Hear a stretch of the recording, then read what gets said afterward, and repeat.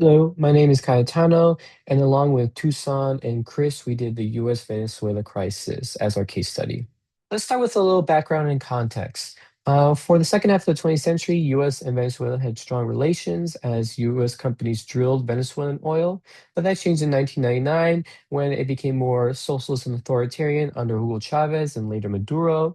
They started criticizing US foreign policy. They kept oil prices high by limiting oil exports to the US, and the US started enforcing sanctions. The Venezuelan economies heavily rely on oil, as 95 of their exports are from oil.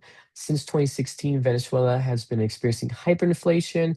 The US wants access to cheap nearby oil to fuel their economy, but Maduro has been blocking that goal by limiting exports. Venezuela used to be an important oil supplier to the United States. The key turning point came in 2019 when the United States sanctioned PDVSA, Venezuela's state oil company. After that, crude oil import from Venezuela stalled for several years, showing that oil had become a tool of political pressure rather than just a normal trade relationship. The economic effect was several because Venezuela depend heavily on oil revenue. Its oil production had already been failing for years. But section made export and recovery even more difficult as oil income shrank, the border economic weakened, and ordinary Venezuelans faced deeper poverty, shortage, and instability. So you can see their inflation is through the roof. 65,000% in 2020.